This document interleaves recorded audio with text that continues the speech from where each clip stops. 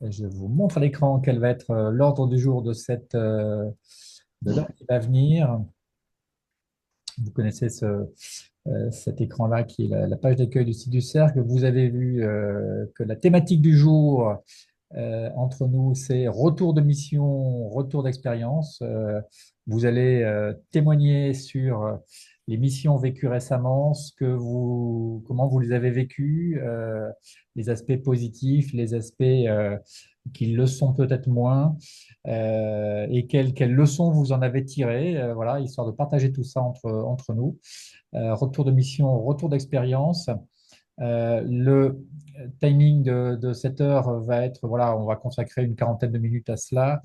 On va aussi, avec François Lefebvre, vous questionner sur un projet de nouveau service qu'on a en tête et voilà, je ne vais pas vous en dire plus là, sur lequel on aimerait réfléchir ensemble avec vous, et notamment sur les difficultés que vous avez dans la prospection.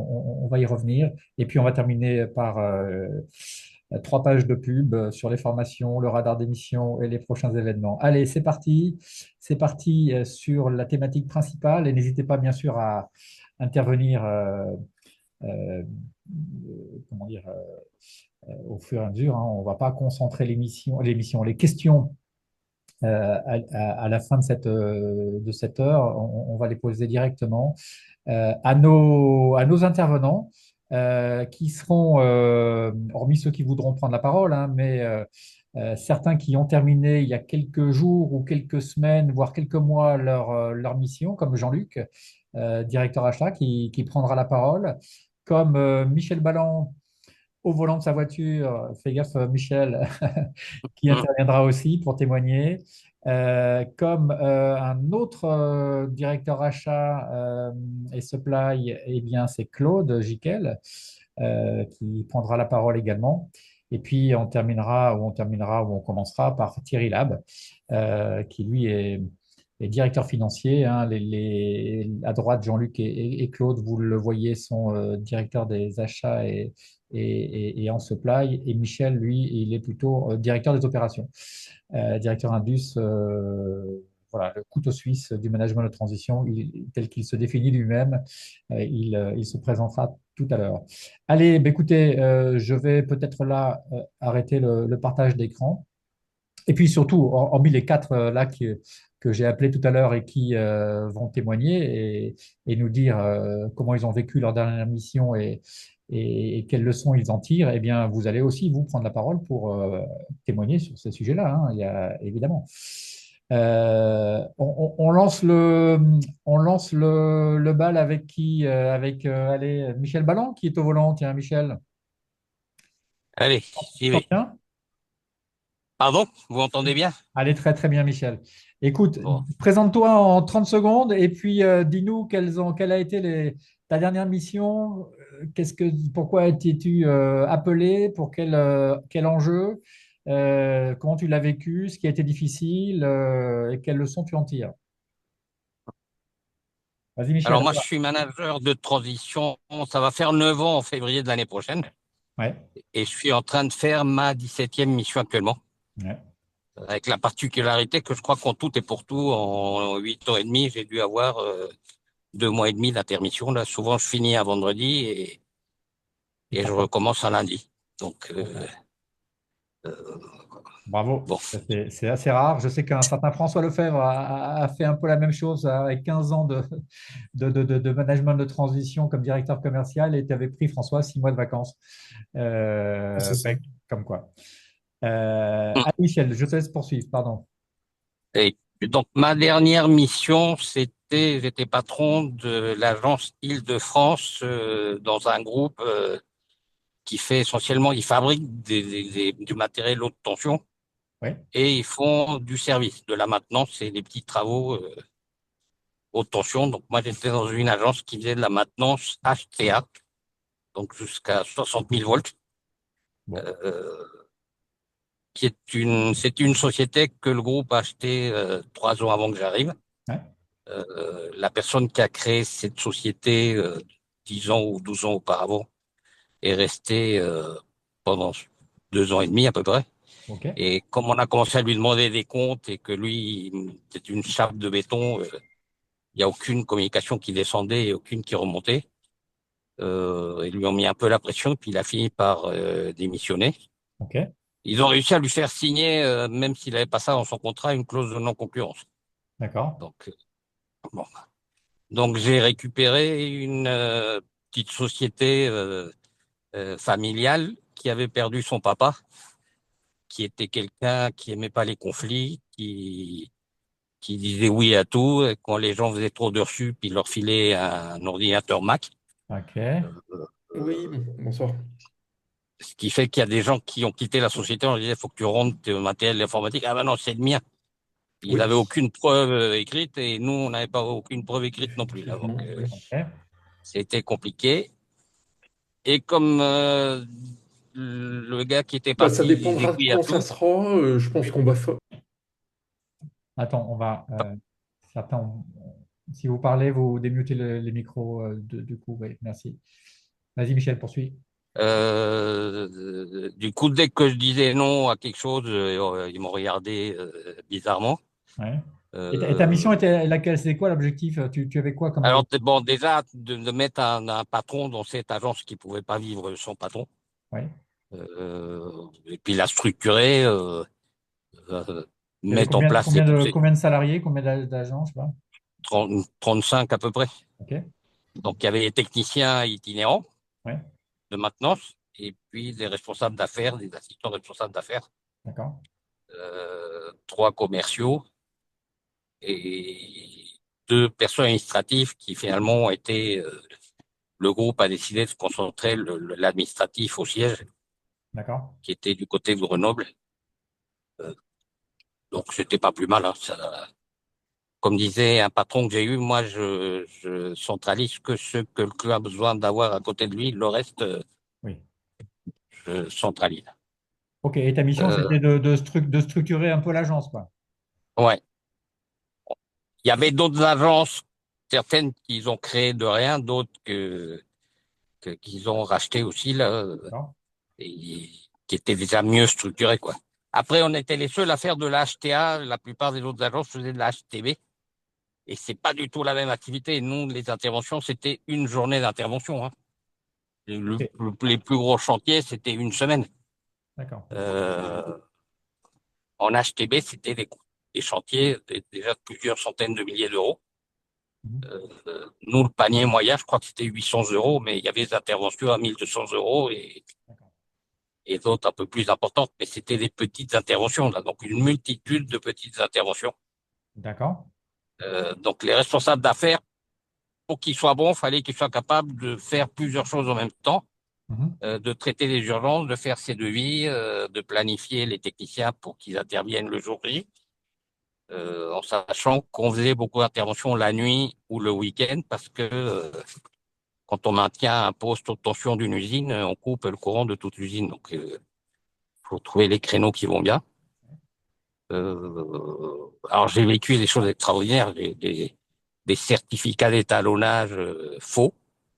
Euh, on n'a jamais vraiment su qui c'était, mais on pense que c'est le dernier qu'il a eu entre les mains. C'est un responsable d'affaires. Ouais. On était sous-traitant des phages, au CEA en plus, pour facile. Puis un jour, quand on finit, là c'était une grosse maintenance qu'on avait fait, on a fait à peu près 15 jours de maintenance. Ils nous appellent en disant on aimerait bien vous voir en Teams. Donc on a fait un point de Teams. Ils nous ont fait quelques remarques sur notre rapport d'intervention de détail. Ouais. Et quand on en est venu là, on leur avait envoyé un certificat plusieurs mois avant pour une autre intervention avec un numéro. Et là, Mhm. on leur a renvoyé un certificat avec le même numéro que l'autre, mais pas avec les mêmes dates. Donc visiblement, il était falsifié, quoi. Ouais. Ok.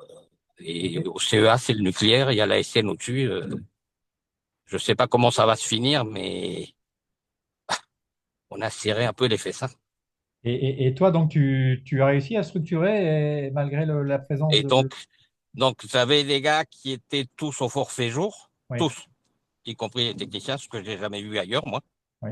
Mais pourquoi pas compte tenu de l'activité. Oui. Ce qui fait que les garçons, quand ils avaient rien sur leur planning, ils restaient chez eux. Et on avait beau les appeler, ils répondaient pas au téléphone.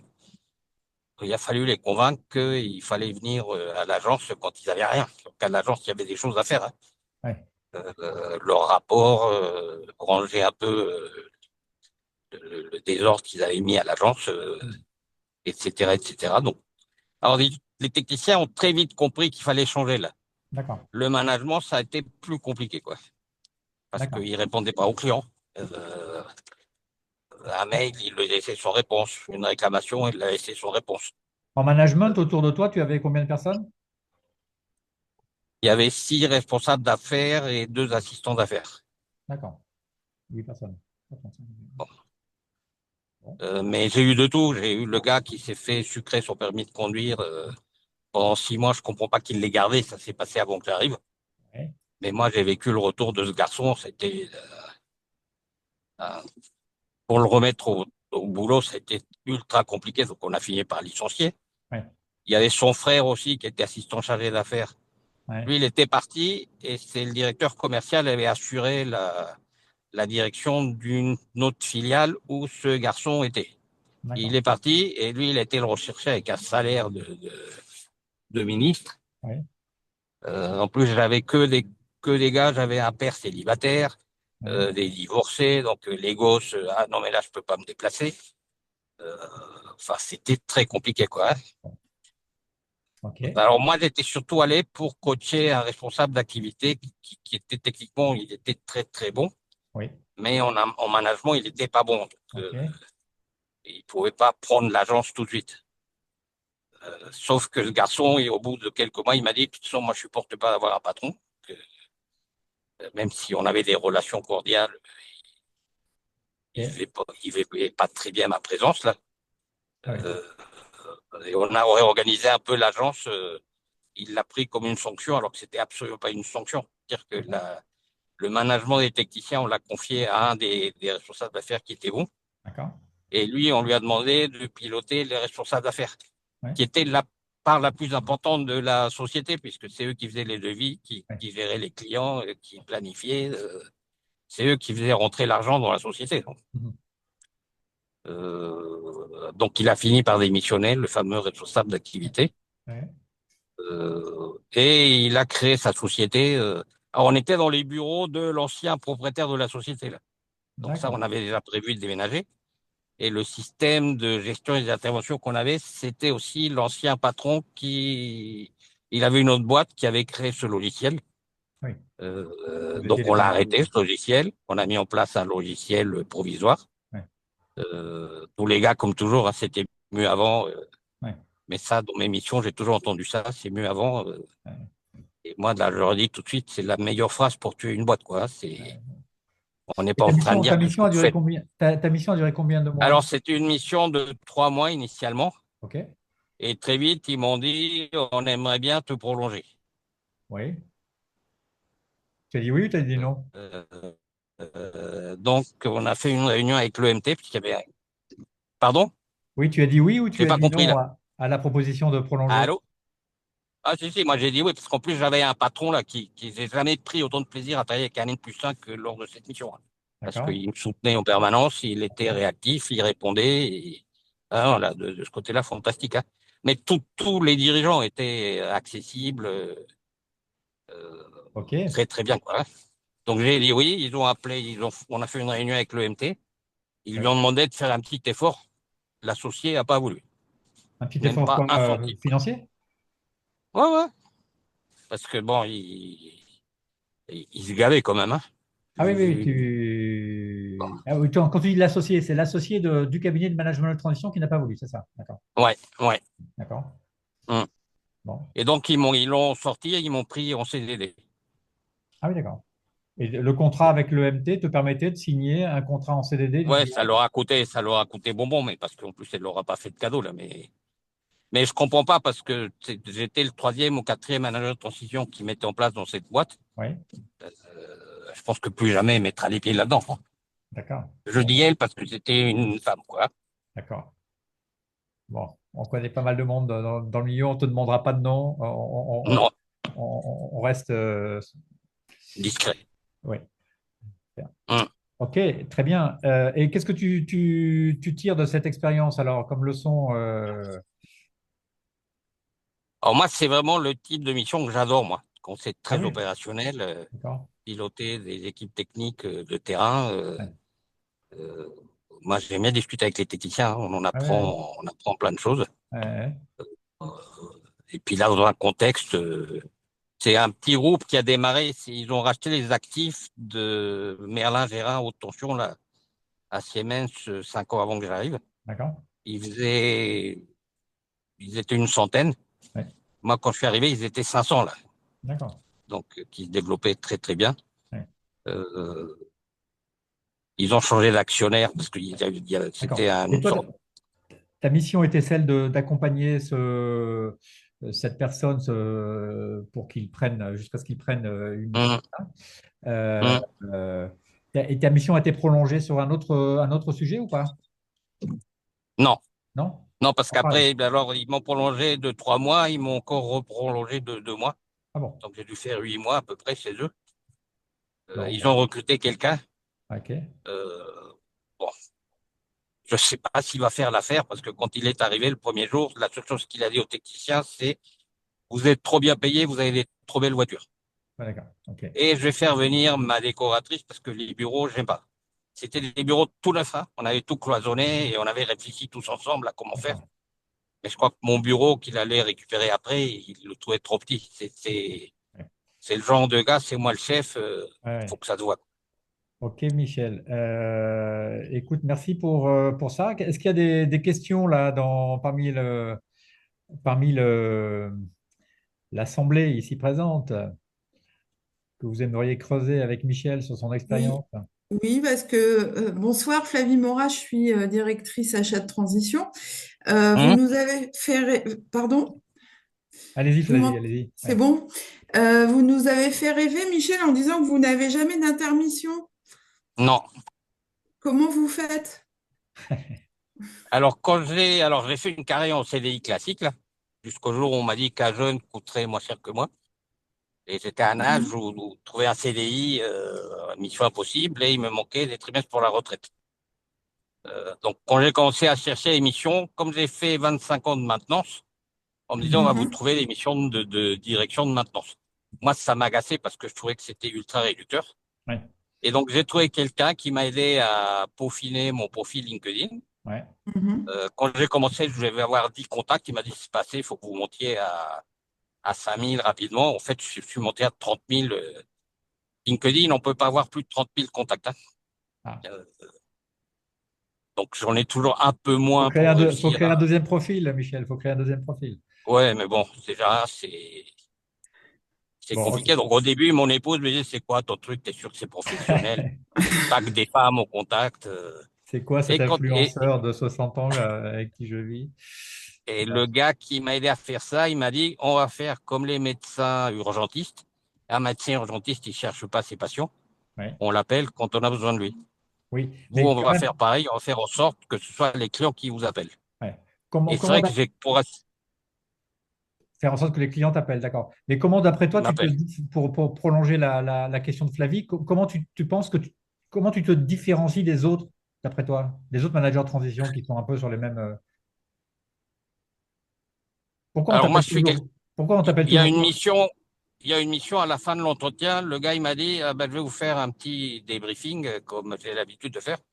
Et il m'a dit, ce que j'ai apprécié en vous, c'est que vous êtes très pragmatique. Ouais, Euh, Moi, je suis super enthousiaste de ce que j'ai toujours fait. ouais, Même quand ça s'est mal passé, c'est, c'est, je sais plus qui dit qu'on perd, enfin, on gagne en expérience. ouais, ouais. Euh, Ok, bon, je bah, suis très mobile. Moi, ouais. je vais n'importe où. Et mon rêve, c'est de finir ma carrière avec une belle mission à l'international. Ah oui, Et puis, j'étais très actif sur LinkedIn, donc oui, au début, Mhm. maintenant beaucoup moins, d'accord. parce que maintenant les EMT me connaissent. Oui. Mais je ne sais pas si j'aimais des choses particulières parce que je prospecte jamais. Et à chaque fois que je suis en mission, quand j'arrive à peu près à un mois de la fin de la mission, on commence à m'appeler. Ok. Et Et, et tes missions, j'arrive à... tes 17 missions, tu les as principalement trouvées avec les cabinets? Ouais. D'accord, Il y a que celle que je fais actuellement où je suis en direct. d'accord. J'ai utilisé le Open to Work de LinkedIn Oui, et ça marchait? et j'ai eu 2 appels et un qui a fonctionné. Bon, bah, très bien. Et ça s'est traité en 3 jours en plus. Hein, Ok, très bien, merci. Après, je vous en parlerai parce que c'est où je suis, je m'amuse un peu moins là. Il y a une D'accord. présidente un peu excitée. Bon, J'ai un peu du mal avec elle là, mais bon. merci Michel. On va passer la Merci. parole à un directeur achat d'ailleurs, peut-être Claude Jiquel. Mais est-ce qu'il y a d'autres questions pour Michel avant qu'on passe la parole à Claude? À part Flavie, donc, qui a bien noté la recette, hein. Flavie, c'est être positif, être très mobile et être actif sur LinkedIn, hein, voilà. LinkedIn, oui. Après, si on a qui veulent m'appeler en privé, Ouais, et vous m'appelez, je suis prêt à passer un moment avec vous. Hein. sans problème. On donnera les coordonnées, c'est une bonne remarque. Hum. Merci. Bon, bah, écoutez, on va passer la parole à Claude. Claude, Claude Jiquel, bah, directeur achat, supply. Je cherche le bouton pour le mettre en avant pour tout le monde. Voilà, et ça va être celui-là. Vas-y, Claude, dis-nous qui tu es, dis-nous quelle a été ta dernière mission et ce que tu en as tiré comme enseignement. Alors, bonsoir à tous. Claude Jiquiel. Moi, ça fait quelques années, un peu moins d'une dizaine d'années que je fais du conseil et du management de transition. Ma dernière mission, je l'ai effectuée dans le secteur de la défense pour un grand donneur d'ordre, vraiment pour une des business units, un grand donneur d'ordre, le secteur de la défense. Euh, c'est une mission, alors, vous doutez bien que c'est un environnement qui est très politique.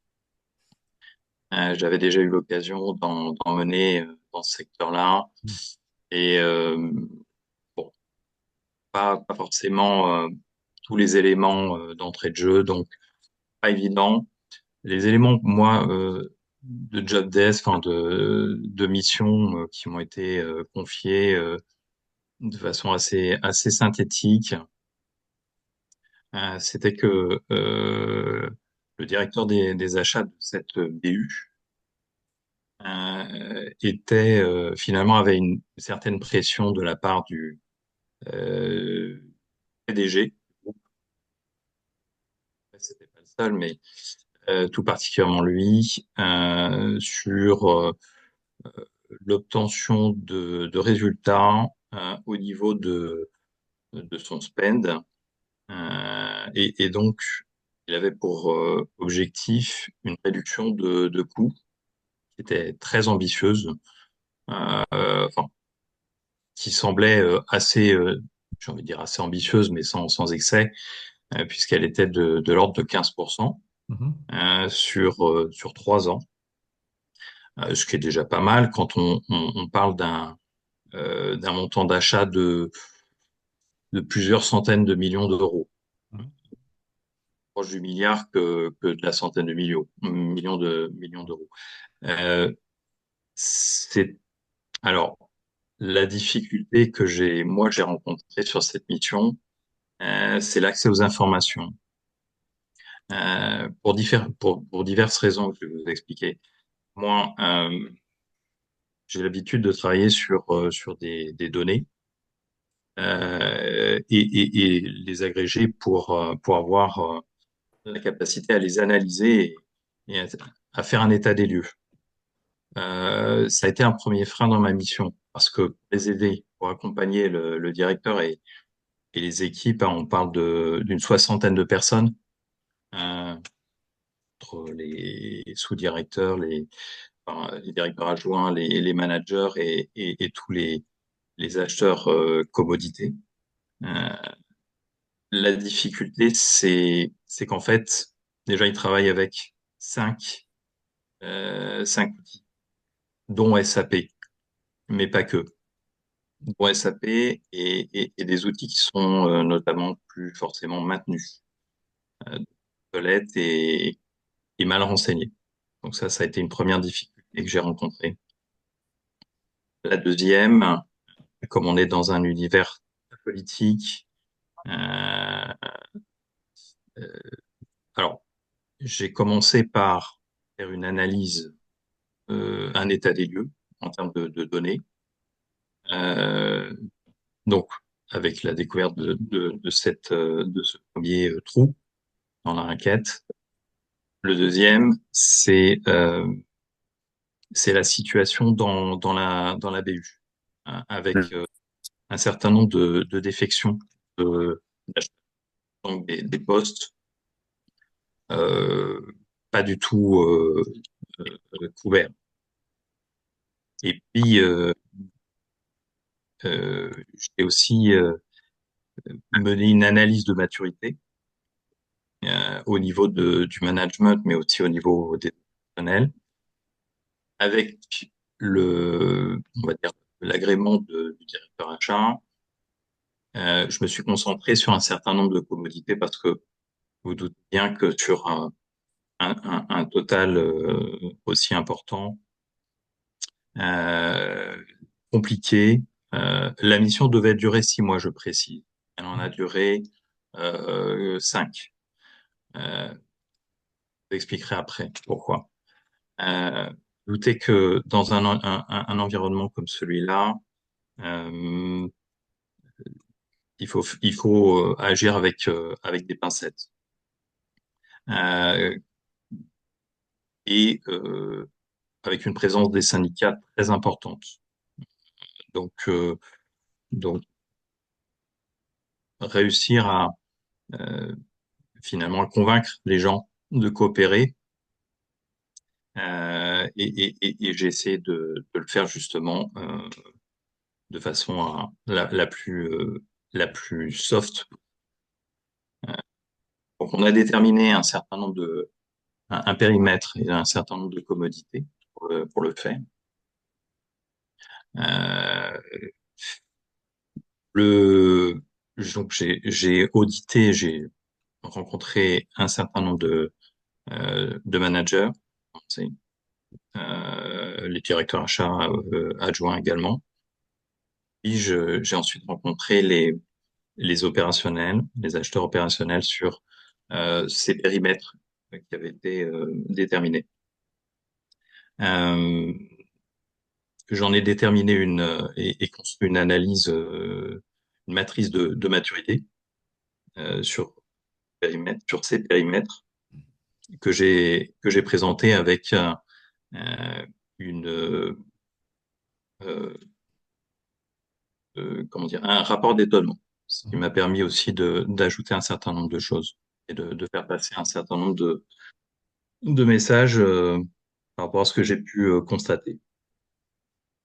Euh, le fait est, c'est que sur cette BU, je ne dis pas que c'est sur l'ensemble du groupe, Dieu merci, mais en tout cas sur cette BU, on a une grande disparité de maturité avec des gens qui sont arrivés aux achats, certains, qui viennent de la technique, et parfois ça s'est bien passé.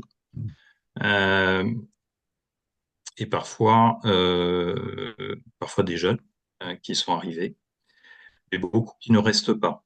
C'est aussi cette constatation que j'ai essayé d'expliquer à la direction.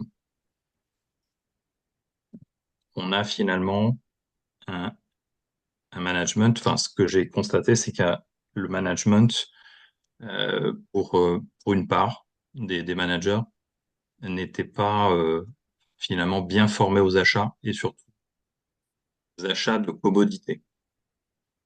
Donc, une des finalités dans cet exercice, c'est pour les leaders, c'est de monter ce qu'on appelle des politiques achats cibles qui vont déterminer sur un objectif de 3 à 5 ans la stratégie de leur commodité. Alors, on parle de commodités d'achat assez diversifiées, hein, sans entrer dans les détails, on parle de mécanique, on parle d'électronique, mais on parle aussi de sous-ensembles. Bon, je vais pas rentrer plus dans le détail. Euh, j'ai bien compris que déjà quand j'ai présenté cette analyse de maturité, euh, il y a deux choses qui se sont passées. Deux choses. J'ai essayé de le faire avec, on va dire avec tact, mais je me suis rendu compte que finalement, toutes les vérités ne sont pas bonnes à dire. Faire comprendre que peut-être certains managers, pas au niveau attendu, qui expliquent que derrière, ils ne pilotent pas leurs équipes. Ça, c'était quelque chose qui, visiblement, bon, a pas été mal accueilli, mais je pense a été mal perçu quand même, a priori, a posteriori. Ça faisait partie de ta mission que d'en arriver à dire ça? Ben, ça faisait partie de la mission parce que finalement, au moins, euh, pour poser un diagnostic et proposer des recommandations, voire un plan d'action, il faut quand même, il faut quand même collecter de l'information et il faut analyser ces informations. Il faut quelque part faire parler la situation et quand je dis la situation, c'est aussi bien le problème de turnover, donc le problème d'acheteurs qui ne restent pas sur le poste, le problème de compréhension finalement de quelle est leur mission pour les managers et j'ai envie de dire aussi pour les directeurs adjoints. Comment eux, quelle est l'articulation et à la fin, c'est expliquer quelque part aussi pourquoi le résultat et l'attendu du PDG ne sont pas au rendez-vous et finalement pourquoi le directeur des achats de cette division a plus de pression probablement les autres directeurs achats des autres BU. Voilà, Claude, on va devoir accélérer un petit peu, mais comment s'est bien terminée du sûr. coup cette mission et Alors, pourquoi elle a été raccourcie à 5 mois? elle a été raccourcie à 5 mois parce que pour faire court, j'ai expliqué aussi le chantier que ça représentait. Le chantier, c'était reprendre certains fondamentaux des acheteurs et des managers pour leur faire comprendre comment atteindre ces objectifs. Et ça passait par la connaissance de la structure des coûts Ok. de leurs fournisseurs, ce que majoritairement ils n'avaient pas, sauf sur quelques commodités, j'ai envie de dire électroniques, pour quelques managers. Moi, était vraiment au niveau. Pour le reste, c'est pas forcément le cas. Et expliquer que pour aller chercher les 15%, euh, bah, du quick win ne suffirait pas et qu'il faudrait un accompagnement beaucoup plus long. Et ça, je pense que ça s'est pas passé. Ils espéraient du quick win euh, et 15% sans faire beaucoup d'efforts. D'accord. Et j'ai expliqué que ça passait par une stabilisation des équipes, Mhm. de l'accompagnement et du management, mais aussi une meilleure compréhension avec une redéfinition des fiches de poste peut-être plus claires des managers et la mise en place de KPI Ouais. justement pour piloter l'activité et la mise en place d'outils et la montée en compétences des acheteurs. Vous allez Voilà. jusqu'à leur proposer donc une transformation sur le fond, Oui, alors qu'ils mais on leur attendaient une transformation et, rapide et oui, sur la mais forme. oui, je leur ai expliqué qu'en fait les fondamentaux ils n'étaient pas Oui. respectés Ouais. et que s'ils n'étaient pas en capacité de connaître la structure de coût de leurs fournisseurs, ils savaient pas ce qu'ils achetaient. Ok.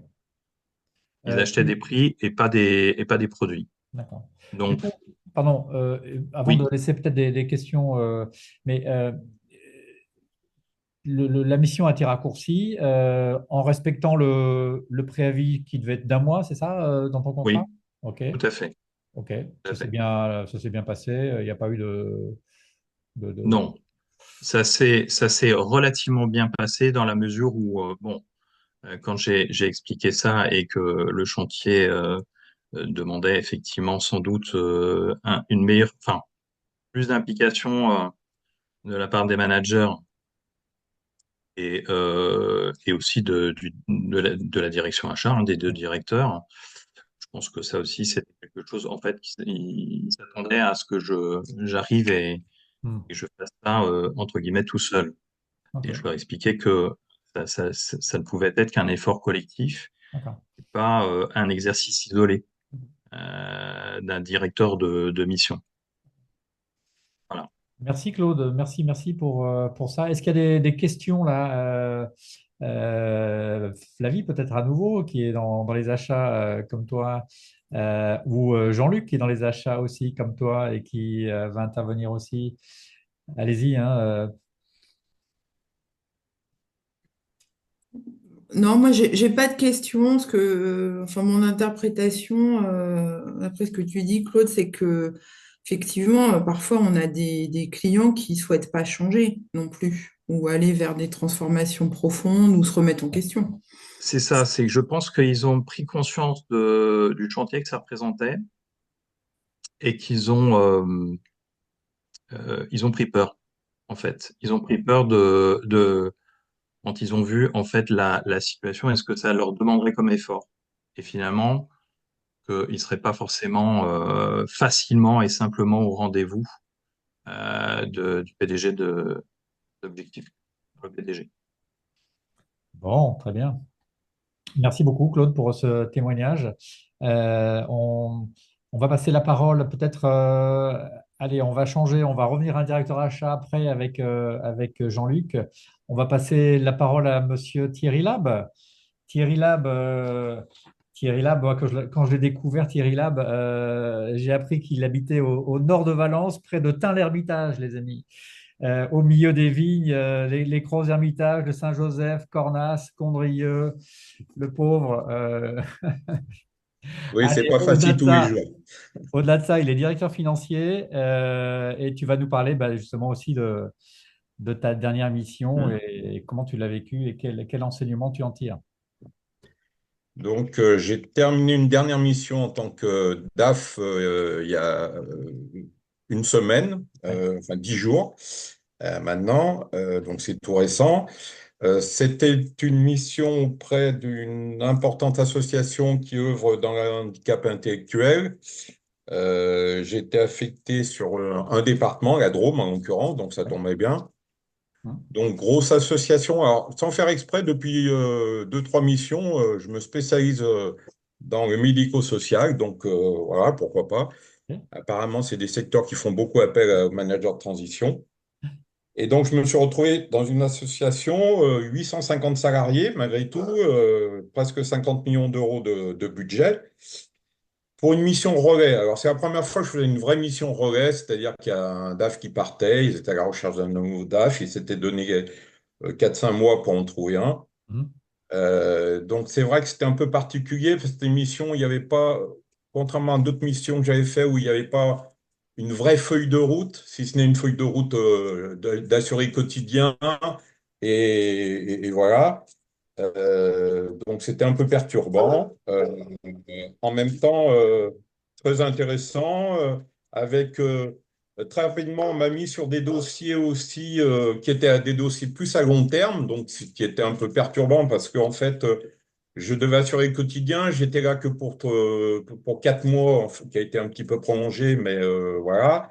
Et on faisait travailler sur des dossiers qui étaient destinés à aboutir dans 5 ans, pardon, 5 mois, 6 mois, voire un an, sur les financements, entre autres, puisque c'est une activité qui est fortement sous-financée vous avez dû entendre parler du Ségur, etc.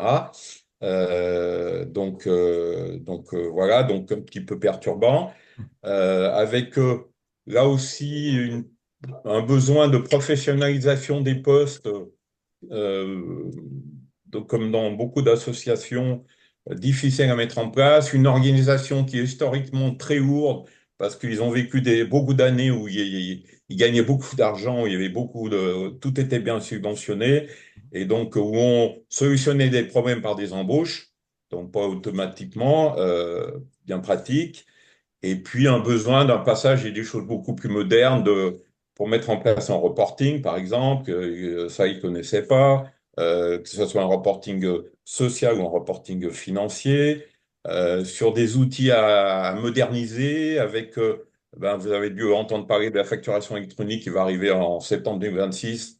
Voilà, des sujets pas du tout abordés pour le moment, donc des remises en cause importantes que j'ai dû faire à la fin de ma mission.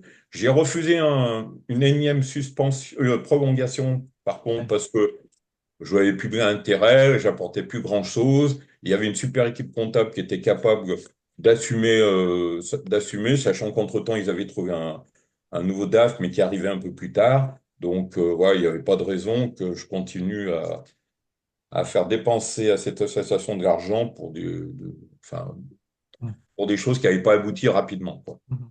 Voilà. Je suis quand même parti en remettant un rapport d'étonnement qui, alors non pas révolutionnaire, on va pas aller jusque-là, mais qui remettait vraiment en cause toute l'organisation générale du service comptable, puisque là, par exemple, pour vous expliquer, il y avait 50 établissements dans toute la Drôme, et donc 50 comptables. Donc une comptable par établissement, plus une équipe de 10 personnes au siège. Donc je me suis quand même retrouvé avec une équipe de 70 personnes à gérer pour une comptabilité qui pouvait être maîtrisée uniquement par équipe de siège, en remettant un peu en cause les fonctionnements, en remettant en cause certainement certains précarés Ouais. dignes du Moyen Âge. Donc voilà. Donc mission très intéressante. Ouais. Donc je continue parce que j'avais déjà fait une mission juste avant celle-là, même chose dans médico-social, mais là sur un projet très précis pour mener à bien une fusion-absorption. Donc voilà, donc je suis bientôt être expert du médico-social. Ok, good. Bravo Thierry. Est-ce que vous avez des remarques et des questions pour Thierry? C'est vrai Bonjour que Hervé. Bonjour à tous, je suis arrivé un peu en retard, désolé. Hervé, Euh, oui, Thierry, je pense qu'on pourra échanger parce que je connais très très bien le médico-social pour y avoir travaillé une grosse douzaine d'années. Et je Ouais. pense qu'on a failli être collègues sur cette association. J'avais eu une piste au mois de mai sur le poste de DRH. Je pense que deviner l'association en question. D'accord, ok. Et effectivement, c'est une association avec pas mal de difficultés aujourd'hui. Bah, surtout avec un DG qui a changé, une DRH qui a changé, et une Voilà. DAF qui change. Donc voilà. C'est bien ça. C'est bien ce c'est C'est bien bien la même. que d'accord. j'avais en tête. Ouais, ouais, Ok. d'accord. D'autres observations? Dites, allez-y, hein. Oui, Ouais, alors moi, c'est pas pour Thierry. Je suis désolée, Thierry, c'était extrêmement intéressant. Mais je comme suis pas cité. François, vous êtes passé enfin pas très rapidement, mais je n'ai peut-être pas été assez rapide. Par rapport à Claude Oui, Jiquel, là, Jiquel, oui. ouais, si je puis me permettre, c'est effectivement extrêmement intéressant l'expérience que vous avez eue. Et du coup, moi, j'ai une question. Ce que je comprends, c'est un grand donneur d'ordre. Donc, vous l'avez dit à juste titre, c'est très politique. Hmm. C'est donc un client qui est particulièrement privilégié dans le MT, qui amène sans doute un certain nombre de missions et pas une seule, qui a des liens sans doute très étroits avec des associés, sans doute dans ce grand cabinet de management de transition.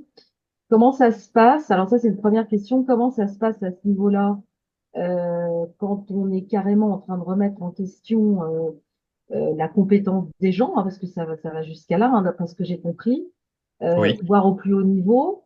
Donc ça, c'est ma première question. Comment ça se passe le rapport avec l'EMT? Et je suppose que vous avez dû en discuter avec eux avant de faire votre rapport d'étonnement. Et deuxièmement, je voulais savoir comment avait réagi le PDG. Alors, j'ai eu une petite suspension au moment où vous avez fait votre introduction parce que j'étais au téléphone et je m'excuse. Mais comment a perçu le PDG tout ça? Et est-ce qu'on vous a pas un peu renvoyé dans vos 22 avec, soi-disant, avec une certaine forme en vous prenant, en vous laissant entendre que vous étiez très condescendant? Euh, Et donc, je voulais savoir comment ça s'était passé en interne. Est-ce que franchement, vous avez vécu du coup psychologiquement une période assez délicate et difficile? Voilà, c'est ces deux questions. Allez, vas-y, Alors, Claude, et on reviendra ouais. après sur Thierry. Alors, j'ai pas eu accès au PDG, malheureusement, parce il n'était pas sur le site. Euh, et, et, euh, et j'ai tenté de le faire, mais j'ai bien compris que j'aurais pas gain de cause auprès de la direction de cette BU. Euh, j'ai bien compris qu'en fait, on ne remettait pas en question le Ouais. principe que finalement de top down, hein. C'est décidé par le PDG et on ne remet pas en question, même si sur cette BU, les efforts pour y arriver seraient considérables, euh, à la fois en termes de ressources extérieures, je pense, parce que seul, dans un timing aussi finalement serré que ce qu'il voulait, c'était pas faisable tout seul, Mhm. mais aussi au niveau des équipes et sachant que bien sûr, j'avais conscience que tous les postes n'étaient pas pourvus. C'était aussi finalement un élément, j'ai envie de dire quelque part à la décharge des managers. Mhm. Euh, donc bon, ça j'ai compris, j'ai pas insisté. Euh, condescendance, bah je pense pas avoir été condescendant en réalité. Moi c'est ce que j'ai constaté en fait. Là c'est un raccourci que je vous dis. Euh, Moi, pour en avoir discuté pas mal avec l'EMT, euh, j'ai cadré. En fait, j'ai recadré la mission. Déjà au départ, j'avais le sentiment que ça, entre ce qui m'avait été présenté par l'EMT et puis finalement la distribution des rôles et des interactions avec la direction achat, il y avait quelques pertes au feu, on va dire. Euh, Maintenant, quand j'ai fait cette présentation pour expliquer en fait finalement les trous dans la raquette euh, et, euh, et quand j'ai des trous dans la raquette, c'est aussi des choses qui pour moi sont fondamentales aux achats, la gestion des informations et de la continuité, par exemple. C'est-à-dire s'assurer que quand un opérationnel part ou un manager part, ben, on ne perd pas tout l'historique. Or, c'est ce que j'ai découvert dans la société. Ça m'a semblé assez incroyable. Donc, quand je l'ai présenté, cette présentation, je l'ai préparée avec le MT, pour que ce soit pas trop violent, bien sûr, mais ça crée quand même un électrochoc pour qu'ils prennent conscience que ça allait pas se faire non plus en un claquement de doigts, que j'étais pas un magicien et que il fallait se mettre en ordre de bataille. Mhm. Euh, j'ai bien compris que, alors sur le coup, ça a été bien accepté et j'ai même reçu quelque part un satisfecit. Euh, mais je pense que c'était plus une posture finalement Mm. après coup, Mhm. parce que ben, après moi, il y a eu aussi un cabinet de conseil qui a débarqué et qui a fait long feu. Qui a fait long feu parce que je pense qu'ils lui ont demandé exactement la même chose, pas selon ce que j'ai pu entendre, et que finalement, il a dû leur expliquer de la même façon que même en étant plus staffé, hein, parce que ce cabinet, a priori, ils étaient au moins une dizaine de personnes à peu près, ce que j'ai pu entendre. Le cabinet a dû leur expliquer que, voilà, eux non plus n'étaient pas des magiciens. Donc, peut-être qu'ils l'ont pris effectivement comme une remise en question de leurs compétences. C'est possible, hein, c'était pas le but. Peut-être que j'ai été maladroit et que j'ai pas réussi malgré la volonté de faire preuve de tact.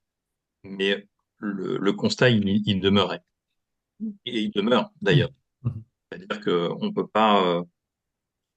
pas transformer d'un coup de baguette magique une citrouille, j'ai envie de dire, en un carrosse.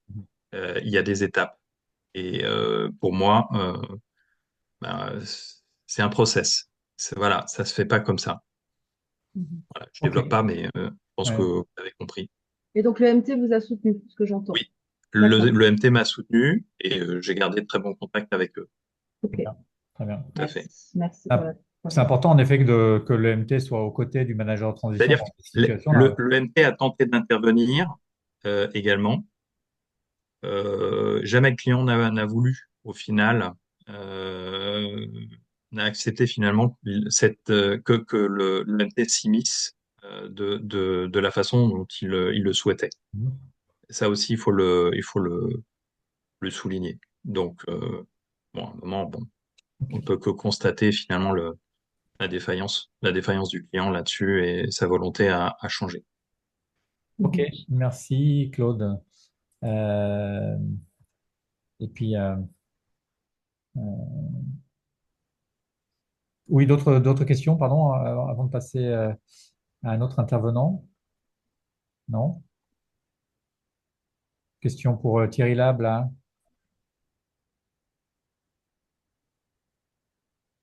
Ok, bon, on va passer la parole à Jean-Luc, Jean-Luc Vostignac, directeur achat aussi, en supply également.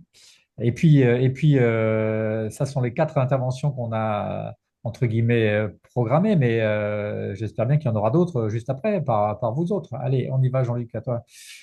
Oui, bonsoir. Donc, Jean-Luc Vriteignac, directeur des achats, manager de transition depuis un peu plus de 3 ans. Euh, je vais prendre un peu ce qui va un peu résumer ce que tout le monde a dit. Lorsque je commence une mission, et notamment avec un EMT, puisqu'aujourd'hui je les ai faites, sauf une avec des EMT, c'est la compréhension de la mission. Et ce qui est important pour moi, c'est que l'EMT et moi-même comprenions très bien ce que veut le client. Ce qui est très dur pour un EMT parce qu'il est pressé d'avoir sa mission, il est pressé de rentrer son client, il est pressé d'être le premier, bien sûr, à signer avec le client. Et donc, parfois, moi, j'ai eu des EMT qui m'ont contacté où c'était pas très clair. Et finalement, quand on a gratté un peu, on s'est aperçu que le client, il n'avait pas besoin d'un manager de transition. Enfin, du moins, moi, j'avais dit, il n'y a aucune utilité et je renvoyais la mission vers l'EMT pour qu'il réfléchisse avec le client. Dans les missions que j'ai faites, ce qui m'était important, c'est que chaque fois que j'ai eu un EMT, la mission était jamais bien définie. Donc, ce qui était en sorte, c'est d'avoir le contact direct avec le client le plus rapidement possible.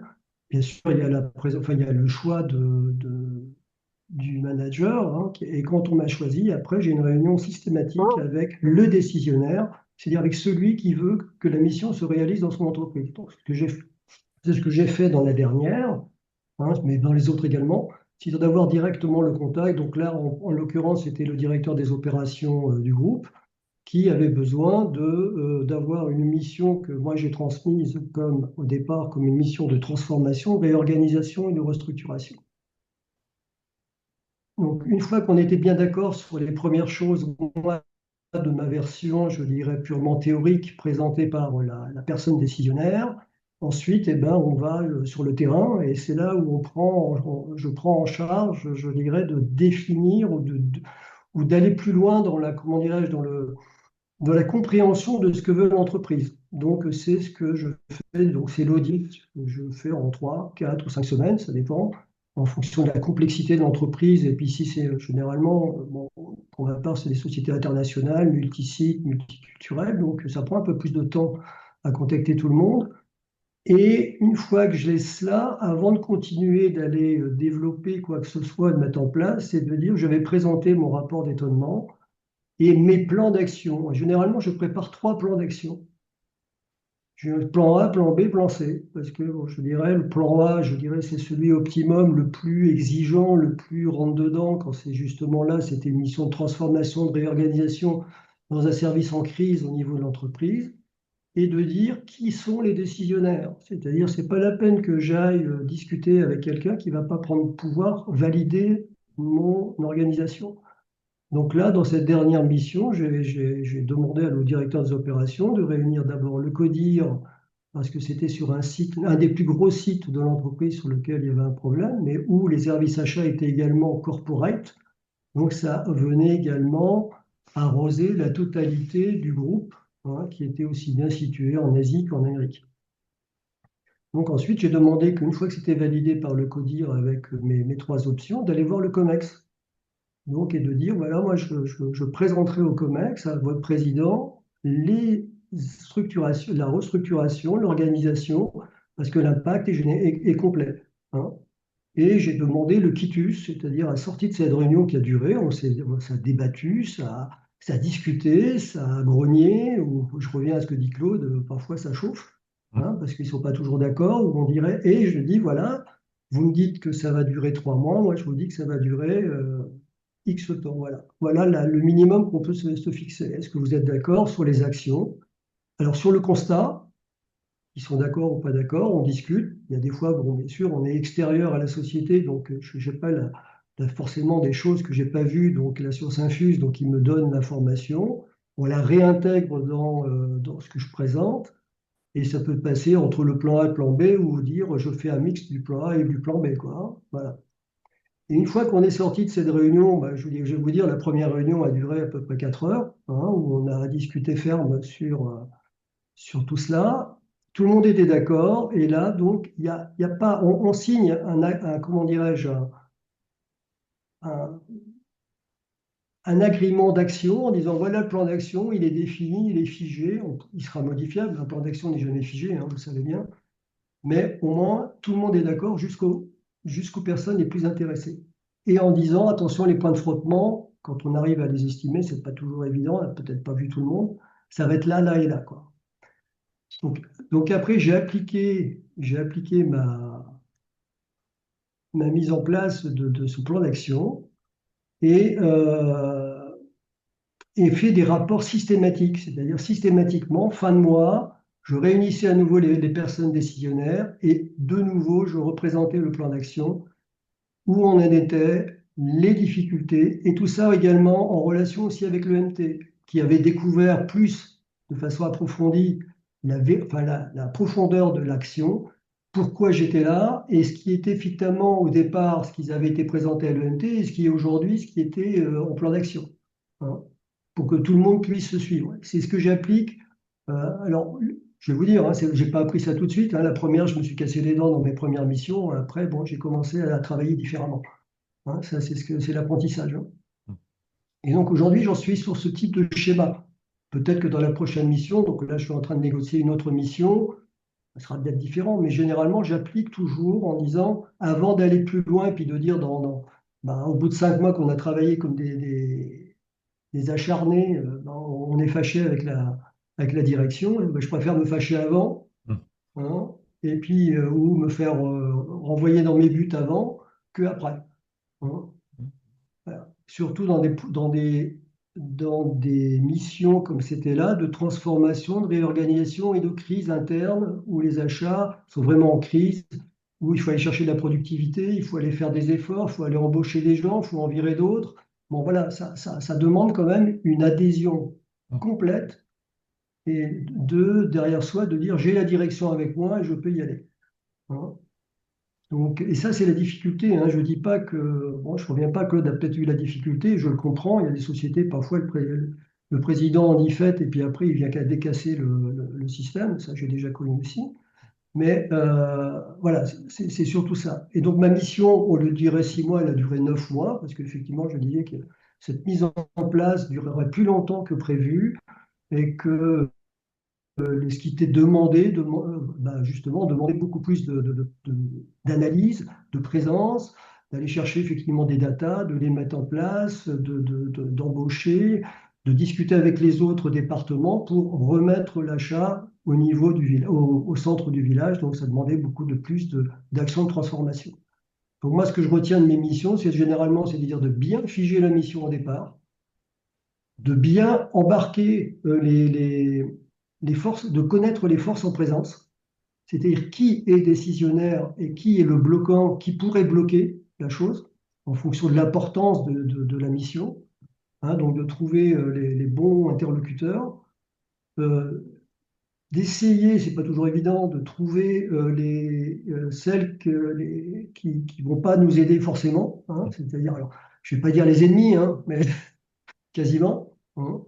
Et puis de dire, ben voilà, on emmène tout le monde. Après, quand tout le monde est d'accord, même celui qui est à moitié, non. Donc, je retiens toujours dans ces missions, si ça s'est bien passé, et là c'était le cas, à la fin, l'objectif a été atteint, les organisations ont été mises en place, les achats ont été restructurés.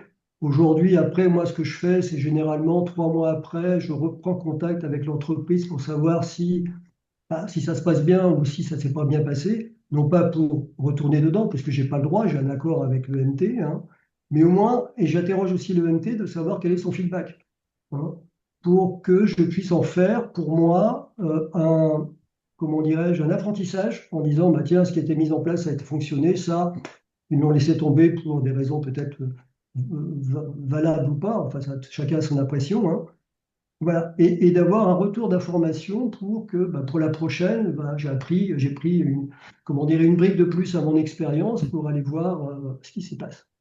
Donc voilà, ça c'est mon procédé de fonctionnement et ce que je retiens de ma dernière mission, c'est qu'en ayant appliqué cela et après avoir, je dirais, m'être permis en tant que manager de transition bah, de dire, bah voilà, moi je constate ça, ça marche pas, on en discute et d'être parfois un peu rentre-dedans pour les mettre face à quelque chose qu'ils n'aiment pas voir. Et puis de dire maintenant, on a vu, on s'est fâché, on s'en a discuté, on s'est hein, et maintenant je peux y aller. Et si c'est pas le cas, bah, je dis bon bah c'est peut-être pas moi qu'il faut prendre, il faut peut-être en prendre un autre et de discuter avec le MT. Hein, je l'ai déjà fait dans d'autres et dire bah, peut-être qu'il faut choisir quelqu'un d'autre ou voir autre chose. Parce que c'est pas la peine de perdre son temps sur un temps énorme à transpirer, à mettre des heures et des heures et des journées alors que le résultat sera pas là, quoi. Enfin ça c'est mon avis. Ok. Super, Jean-Luc, très bien. Bah, écoute, rapport d'étonnement, présenter 3 plans d'action, demander le quitus, rapport systématique tous les mois. Non, non, c'est super structuré, hein, Mm. mais tu as raison, vaut mieux se fâcher dès les premières semaines hein, plutôt que se fâcher au terme des 5 mois. Donc, il faut que ce soit clair qu'après le rapport d'étonnement, ta mission de mise en place soit claire, validée, approuvée, et voilà, pour avoir l'esprit libre.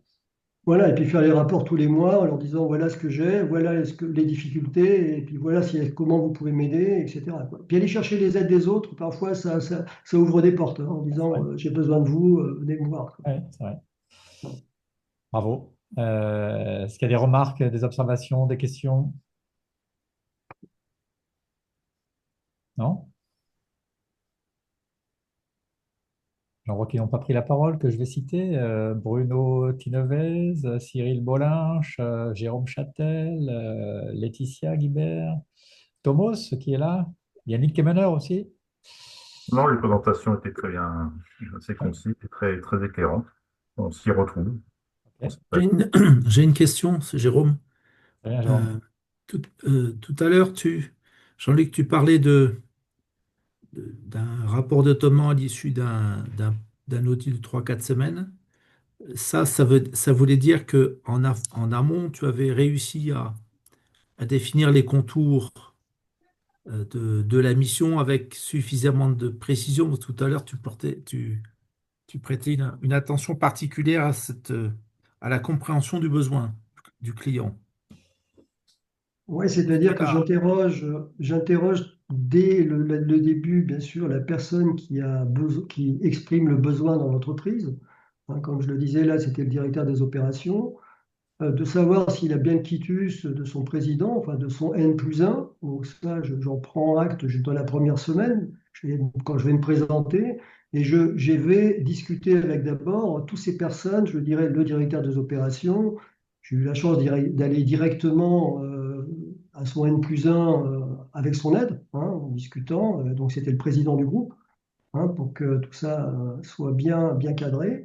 Et ensuite, je fais un audit systématique, bien sûr, du service qui est le mien, service achat, mais également de toutes les relations qu'il y a autour donc, avec lequel le service achat, ça pourrait être aussi, si j'étais à la finance, de dire bah, je vais aller auditer tous mes autres confrères ou les autres confrères des services qui travaillent avec les services pour définir exactement les besoins et ce que j'estime moi comment dirais-je, les choses à améliorer, les choses qui sont déjà existantes, qui sont à garder, etc. Et avec tout cela, avec toute cette audit de structure, de réorganisation du service par rapport aux autres dans l'entreprise et de ce qu'ils recherchent, je fais un rapport d'étonnement et un plan d'action. Donc un Est-ce que audit qu'on pourrait faire, je dirais, je ne sais pas si vous êtes habitué à faire des audits, oui, vous prenez, je ne sais pas, tout ce qui est audit. Moi, je suis un ancien de l'automobile et puis aussi bien j'ai fait le nucléaire, etc. Donc j'ai des questionnaires qui font 400 questions que je remplis par service et puis à la fin, je vois à peu près où ça va pas, quoi, hein. J'ai une araignée qui me dit, bah, c'est la structure, l'organisation, la finance, etc. En mettant bien sûr, mon travail, c'est les achats au milieu et ce qui tourne oui, tout oui. autour. Est-ce qu'il t'est arrivé de constater un écart assez substantiel entre la description qui t'avait été faite, soit par le MT ou par le client lui-même, et la réalité de la mission? Alors, En clair, je vais peut-être être surprenant, mais à chaque fois qu'un EMT m'a proposé une solution, enfin une mission, j'ai trouvé un écart. Ouais. Un écart oui, important. ça oui, mais ok. Et c'est-à-dire que ce qui a été exprimé, et parfois même l'EMT me vient vers moi, j'en ai eu un dans la mission encore avant, qui m'a expliqué la mission, mais qui m'a très bien tout de suite avoué qu'il avait un problème de compréhension de ce que voulait le client. Et il m'a demandé est-ce que j'étais d'accord quand même de y aller. Et donc là, je lui ai dit OK, mais on fera d'abord une réunion avec le demandeur et j'essaierai de comprendre et de compléter ce que le MT a compris pour que tout ça fasse une cohésion. Et effectivement, après, en interne, quand je suis rentré dans cette mission, je me suis aperçu que alors, si on prend 100% de ce qui m'a été expliqué, 60% était bien dans ce qu'avait compris le MT et il y avait 40%, il fallait les clarifier et les refaire.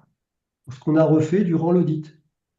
Hein. Et- Donc, ce que j'aurais fait devant l'audit, et puis cette mission qui devait durer 6 mois, elle a duré 18 mois finalement, parce que la compréhension n'avait pas été complète et le client n'avait pas tout dit. C'est pas l'EMT qui n'avait pas compris, mais le client n'avait pas tout dit et tout expliqué.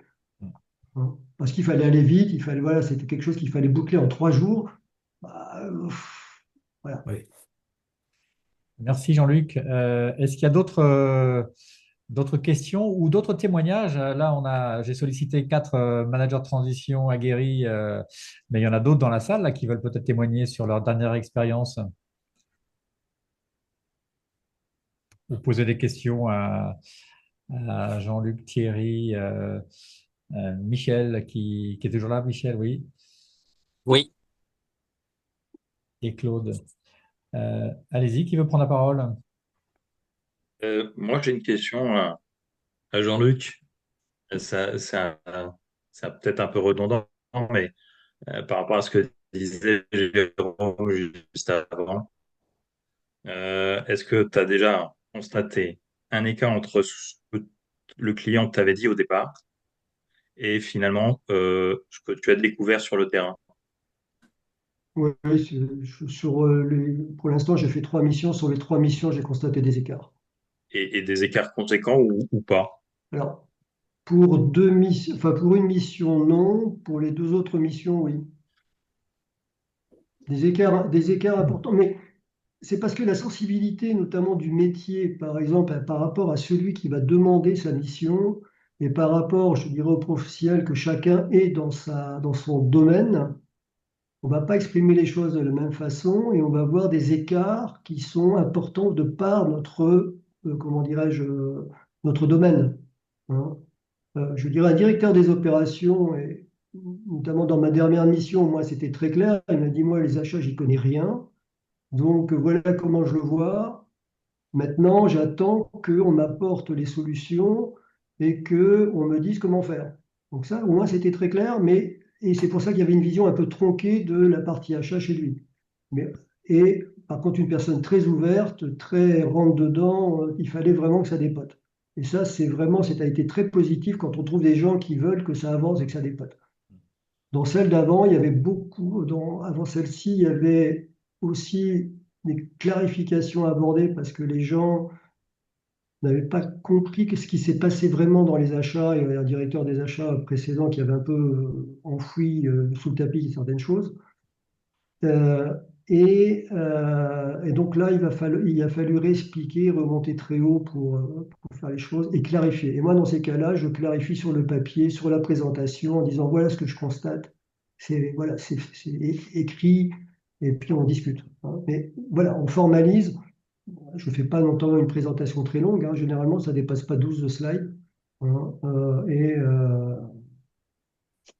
on avance comme ça.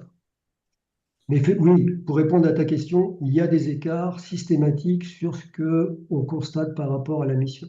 C'est parce que les EMT ont du mal aussi à appréhender, il faut aller vite, Oui. ils ont un résumé, et donc il faut clarifier. Et c'est ces premières semaines pour moi, les 3, 4 ou 5 semaines, ça dépend. L'audit, j'ai pas forcément Enfin, le rapport d'étonnement, je ne leur dis pas forcément, ça sera dans une semaine ou 2 semaines, mais à l'appréciation, je fixe une date en fonction de dire, bah, il me faut là 5 semaines, là il me faut 3 semaines, ça dépend de l'entreprise, hein. Ouais, Une c'est fois pas une là, vérité après, absolue, bien sûr. voilà, en termes de délai, ce n'est pas une vérité absolue. Par contre, en termes de constat, d'audit et de rapport d'étonnement et de plan d'action, ça, c'est effectivement, une fois qu'on est avec le COMEX, on n'explique pas, on ne peine pas la girafe, hein, comme je dis, il faut y aller, quoi. Il faut présenter quelque chose de très concret et être professionnel, quoi. Hmm. Et je pense que tout le monde comprend ça. Les amis, on va devoir avancer. Merci pour vos questions, vos remarques, vos réactions, vos interventions, messieurs. Euh, Ce que je vous propose, pour terminer avant 20 heures, parce qu'il est déjà 19h45, c'est d'avancer, et puis on échangera les coordonnées des uns des autres, hein, pour que vous puissiez échanger en dehors si vous voulez. Merci à vous quatre d'être intervenus.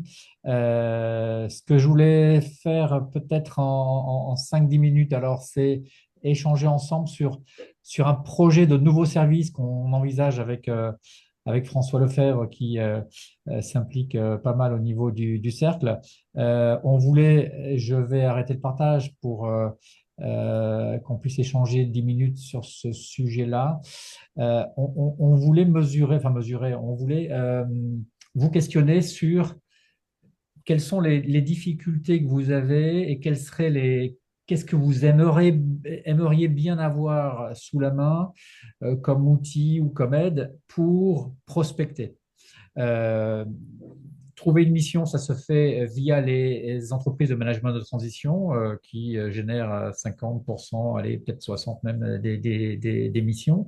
Ça se fait aussi en attaquant le marché direct avec ces réseaux professionnels, familial, amical, de voisinage. Et ça se fait aussi en approchant le marché direct pour lequel on n'a absolument aucune recommandation. Voilà, on est plusieurs à penser qu'on n'est pas assez, nous, managers de transition, présents sur ce volet, sur ce volet-là, que beaucoup trop de managers de transition ne font que se référencer auprès de cabinets de management de transition. Il faut le faire, mais il faut surtout ne pas faire que ça. La question qu'on voulait débattre avec vous rapidement, c'est qu'est-ce qui vous manque? Qu'est-ce qui fait que ce marché direct euh, ne soit pas bien approché? C'est quoi les freins? Voilà, je ne suis pas François Lefebvre, si tu veux compléter. Non, mais c'est ça, hein, on a un marché des EMT, naturellement, on y va, on le prospecte, on le connaît.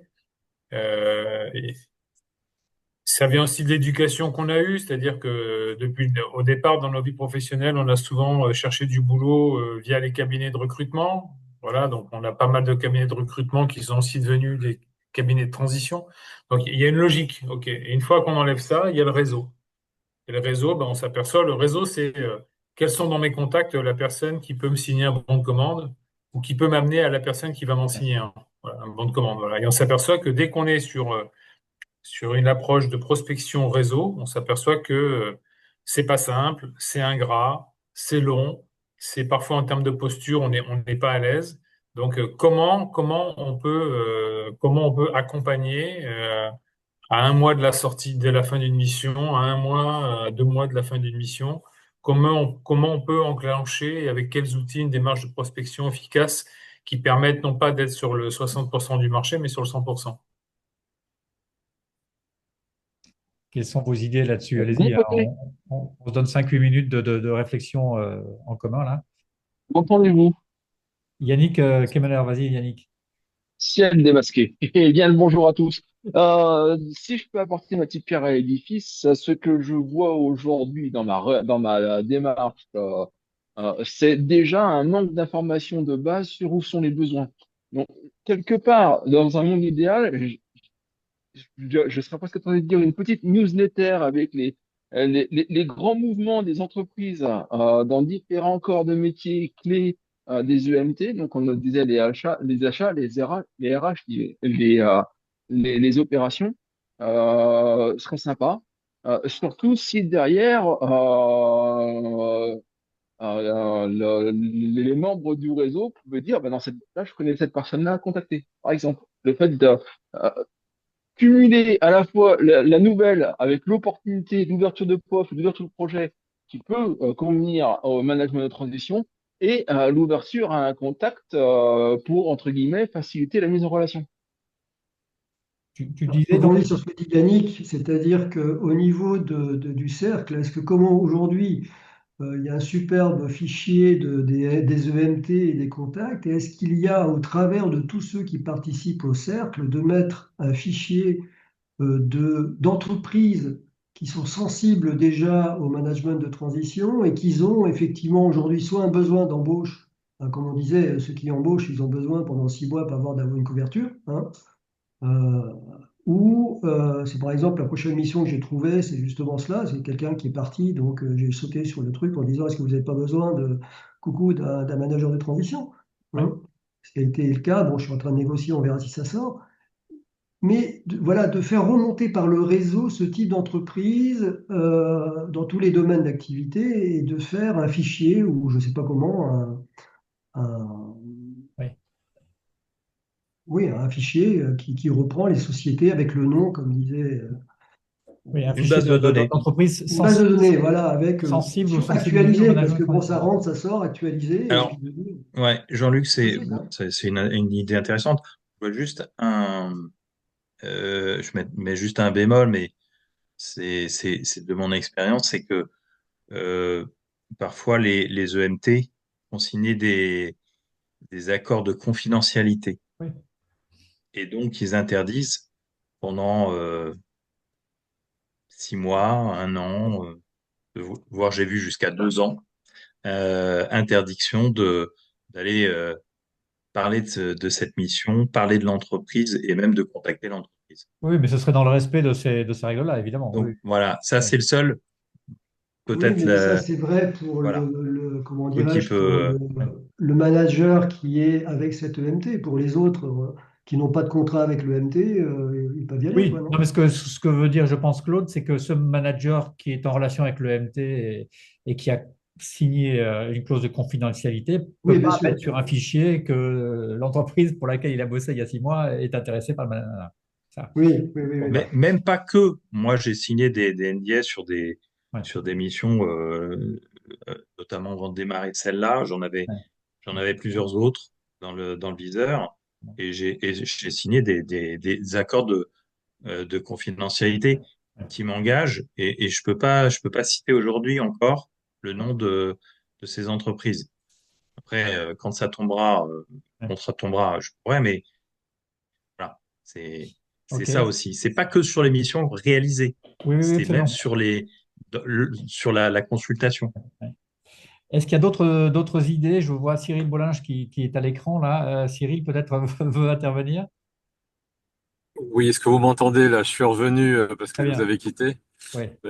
J'ai dû prendre la voiture, je me gare. Euh, Ce que je constate déjà, j'ai deux commentaires. Je suis aussi directeur achat, donc en fait on est quatre directeurs achats sur 18 personnes. Donc Carrément. déjà il y a une surpopulation de directeurs achats, C'est ce vrai. qui montre que cette branche d'activité doit avoir des soucis dans le management de transition, enfin dans les missions. La deuxième chose, c'est que trois des premiers cas, les missions étaient courtes, finalement, 5 mois, 6 mois. Moi, j'avais pour habitude d'avoir des missions qui duraient 8 à 10 mois, quoi. Mhm. Fut un temps. Et il s'avère que ma mission en 2025 que j'ai réalisée a duré aussi 6 mois. Donc, premier constat, c'est que, en fait, c'est peut-être assez général, les missions sont de plus en plus courtes. Et que donc les donneurs d'ordre, en fait, essayent d'aller au plus vite avec nous pour essayer de trouver les plans d'action, si possible qui leur conviennent, pour rapidement nous sortir des facturations. Ok. Tiens, il a disparu. Euh, d'accord, c'est noté. Mission de plus en plus courte, c'est vrai, hein, les moyennes affichées par France Transition, la moyenne de durée de mission diminue. Est-ce que, pour ceux qui ne sont pas encore intervenus là, est-ce qu'il y a d'autres idées ou plutôt des idées, pas forcément des idées de service, mais pourquoi, quelle est la raison euh, de ce manque de prospection globale des managers de transition globalement sur ce marché direct? Voilà. Pourquoi? Qu'est-ce qui vous freine en fait? On a cité quelques éléments, hein, mais je vois Jérôme Châtel qui réfléchit beaucoup là. Il a sûrement quelque chose à nous dire et Flavie aussi. Moi, Vas-y, Flavie. non, moi, j'allais dire, moi, je sais pas là, je sais pas répondre ce soir. D'accord. Il y a peut-être un sujet là. Non, mais ce qu'on peut quand même dire, c'est quand on est en transition, on a le nez dans le guidon et Oui, tout à fait. on n'a pas le temps de réseauter, on n'a pas le temps de prospecter parce qu'il y a du taf par-dessus, par-dessous, parce que tout ce qu'on s'est dit, parce qu'on est loin de sa base, on est loin de sa famille, parce que voilà, dormir à l'hôtel, ça repose pas, on dort mieux chez soi, etc., etc. Et cetera. Et puis d'un seul coup, on se dit, c'est dans un mois, c'est dans 2 mois.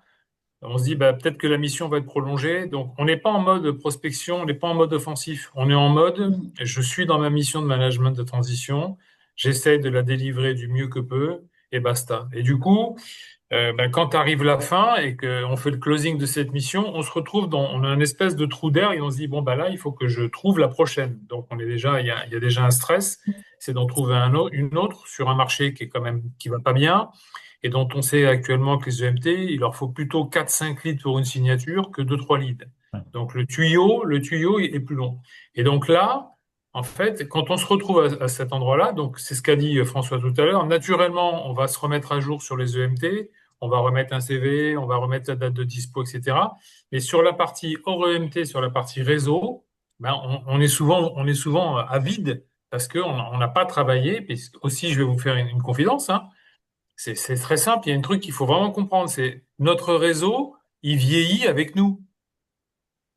Donc quand on a 60 balais, on a un réseau qui a 60 balais. Quand on a 65 ans, on a un réseau qui a 65 ans. Et quand on a 60 ans, on a une partie de son réseau, il est devant. Donc il y en a qui sont déjà 2 pieds sous terre et puis il y en a qui sont en train de prendre le soleil en Floride. Il y en a d'autres qui sont comme nous, mais dans les décideurs, les quadras, qui sont les DG, qui sont dans les boîtes et qui sont les décideurs, souvent on est pauvre. Ok.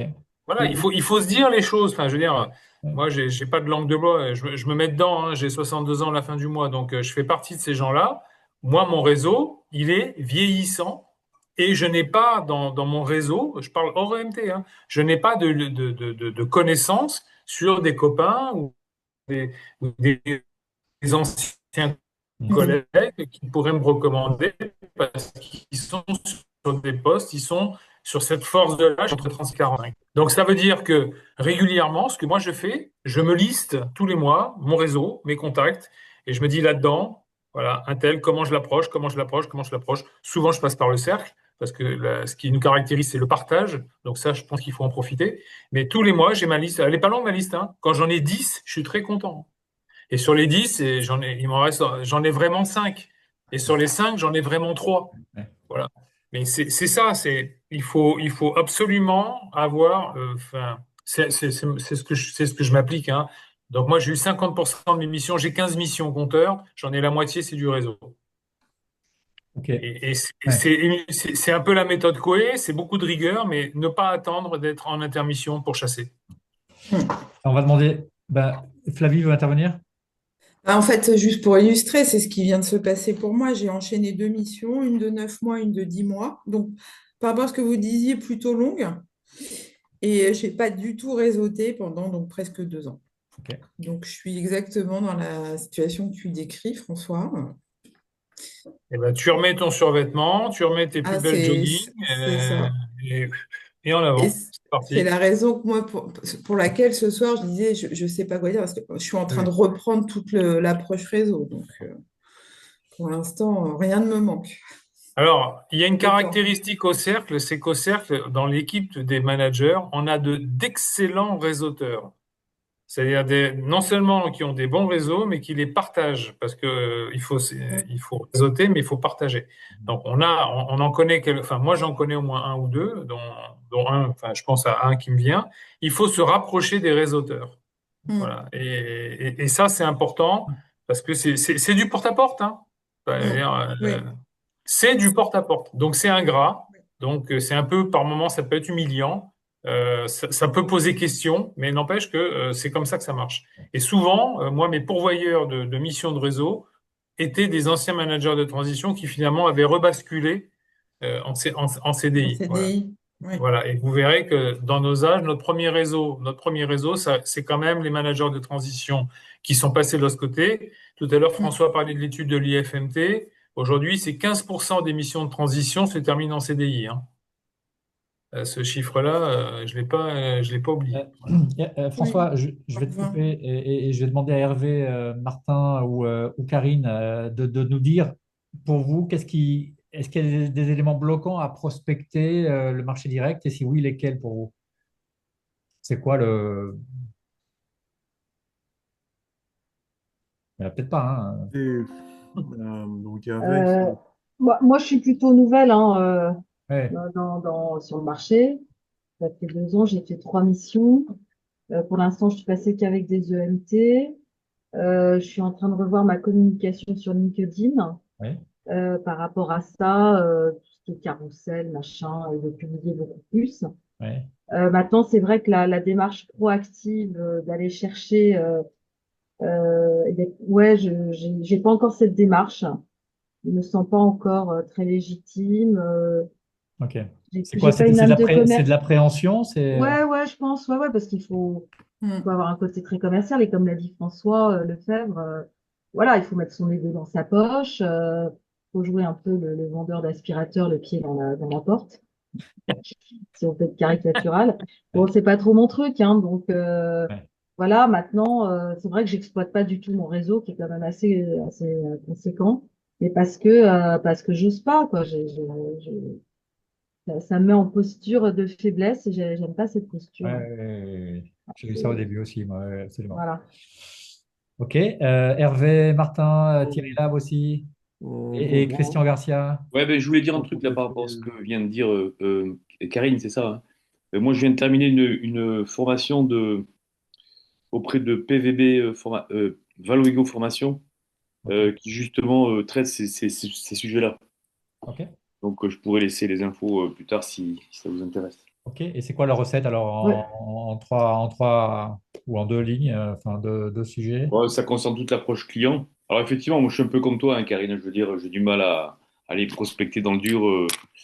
Mais bon, il y a des pistes qui peuvent être intéressantes.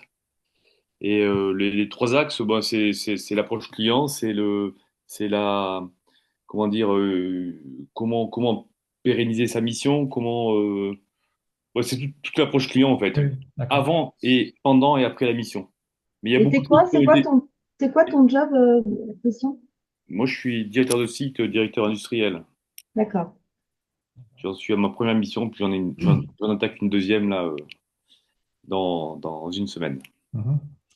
Hervé, c'est quoi les freins éventuels, hein, il n'y en a peut-être pas. Alors, c'est de trouver les fils à tirer. Enfin, moi, ce qui me vient un peu en tête pour enrichir, c'est éventuellement, parfois avec des fédérations employeurs. Je pensais, avec ce que disait Thierry et ma réaction, un secteur comme le médico-social, il y a peu de sous. Donc, passer par les EMT, c'est cher. C'est vraiment très, très cher pour eux. Mm.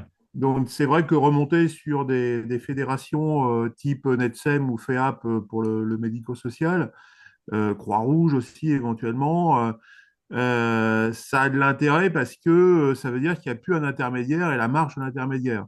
En plus, c'est des secteurs où il y a pas de récupération de TVA, donc c'est compliqué.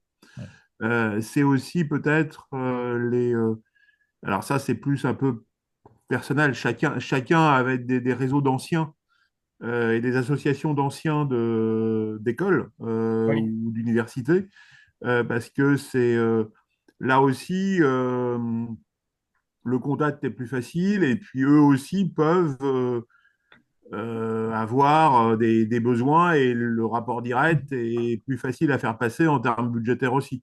Ouais. Donc il y a ce type de choses et puis les rapports entre managers de transition.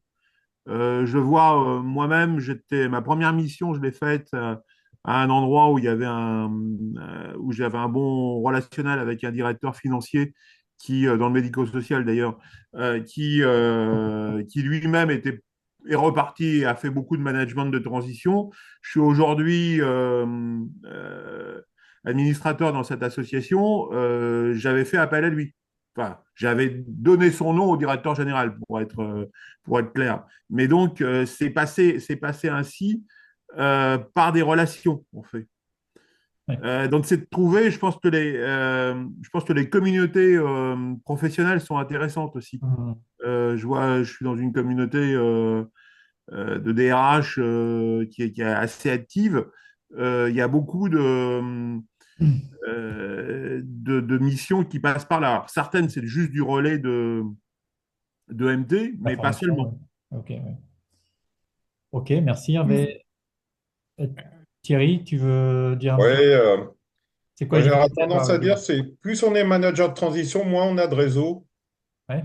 J'ai cette sensation parce que comme on reste pas très longtemps dans les structures et qu'on change souvent, Ouais. c'est plus difficile, alors d'abord de garder le réseau qu'on pouvait avoir avant, puisqu'il s'étiole en effet, et Bien c'est vu. difficile de le faire grossir, quoi. Moi, je suis d'accord. Ouais. Ça fait 5 ans, là, je suis d'accord. J'ai le même constat, en fait. Mm.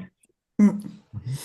Si je peux amener un concept différent, de mon côté, j'ai réussi à garder de très bons contacts avec des anciens collègues qui travaillaient chez d'anciens clients.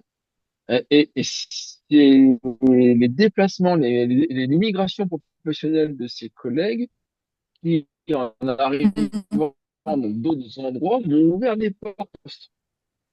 Donc, garder toujours un petit fil conducteur avec les personnes avec qui Mm. on a travaillé, certes. Et là, je sors d'une opportunité. Ça s'est pas fait puisque l'entreprise finale n'est pas encore mature.